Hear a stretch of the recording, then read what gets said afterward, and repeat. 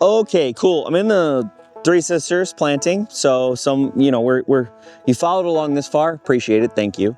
And you know how I said the corn wants to be knee high? It's not really knee high. I'm gonna, like I totally do in planting because I'm a little bit impatient, I'm gonna do these a little early. The key to the beans, so I've got this, these are 1,500-year-old cave beans. That's literally the name of them. Ancient southwestern bean variety, viable seed, originally recovered from an archaeological site. Productive and vigorous. So, and it says vigorous long vines need support. I did not soak these overnight. So yeah, good job with that. I really did a good job with that. But you know what? Ooh, these are really pretty beans too. These are really cool. They're like dinosaur eggs. They're dinosaur egg beans. We followed along this far, so you know where my thinking is in year 3 of this Three Sisters. Is a different way I'm doing this. So the key to this corn, in my opinion, is you want the corn to be tall enough for the beans to have something to go. Beans are really fast growing. These beans will probably germinate in 3 to 4 days. We're gonna get a rain tonight, so I really felt like it was important to get these kind of beans in the ground for the weekend and go into the weekend, and we're gonna get a lot of rain. So I am gonna water these, so they really like a seed depth of a 1/2 inch to 1 inch. And the way I'm kind of thinking about them is they're gonna wrap themselves around each mound of corn. So my plan was to just stick my finger. Now I do have a dibber because I am bougie like that in the garden, but I'm not gonna use my dibber because I was like, you know what? That is 1 inch. That little part of my finger, that's about 1 inch. So I'm gonna do one there, and it also tells me how soft the ground is or is not. And I'm basically my plan is to do this on the corners. So I've got 1, 2, 3, 4, because my thinking is, okay, they're gonna ride up these and they're gonna try to find other places. But, and then I'm just gonna pop these 1, 2, 3, 4. I'm not gonna double up. And then I'm just gonna cover them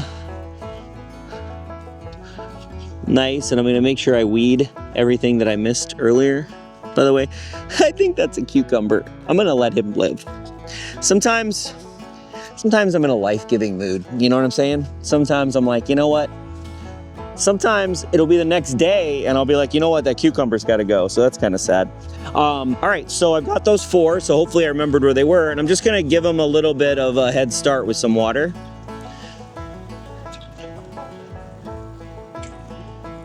Hey, why not? Water the weeds too. And usually what I like to do, like it did rain yesterday, but I really want them to be kind of wet because as you heard, I didn't soak them. So I'm gonna give that about not too long, and then I'm gonna give them a little bit more.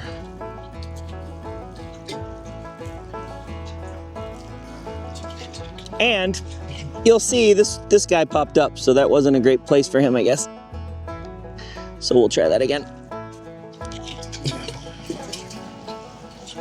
All right, and then I will come back. Once I start to see germination, I'm gonna come back and I'm gonna straw this area. I'll do that later. And then one other thing I wanted to point out, as I'm gonna do the rest of the corn like this, with the planting these beans.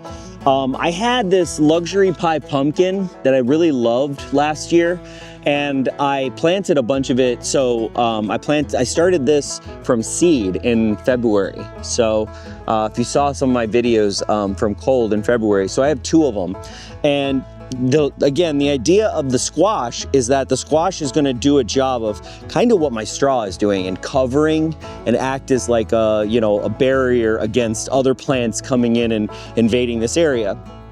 And so my plan is I'll talk about when I plant the squash, but the reason I put these on the edges is I want them to run this way. So the way I'm thinking about it is squash on the edges to run in. And when I get to the squash, it's really about not a lot of squash will do really well. So I'm not gonna plant like the beans 4 per, but I'm gonna go ahead and plant some beans.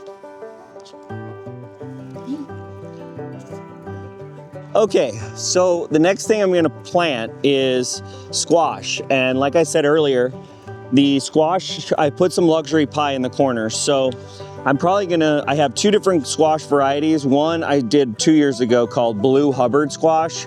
Introduced in 1909 by the Gregory Seed Company, huge teardrop-shaped fruit, weigh 15 to 40 pounds, has sweet, fine-grained, golden flesh, great for baking, pies, and soup. Really cool, like if you've never seen Blue Hubbard, and it's really tasty. And then I got this Honeynut squash.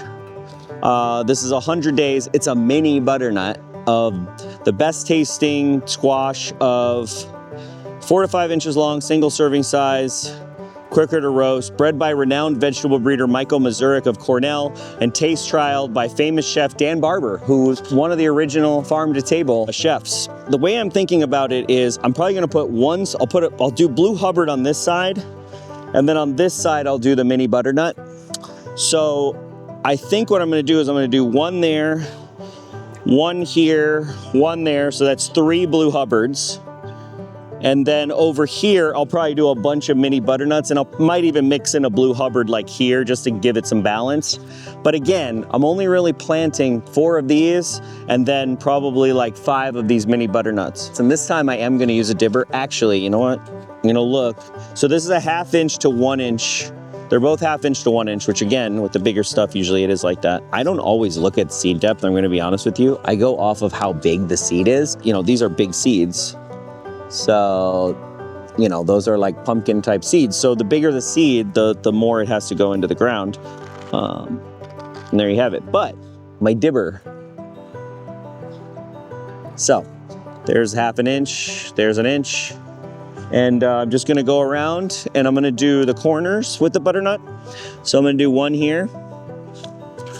Just kind of get that good.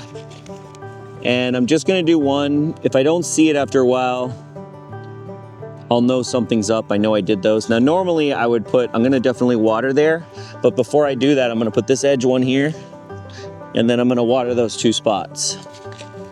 Just get these guys going, get everybody cooking. And then my next spot is probably gonna be in the middle here. And again, the squash is used to cover.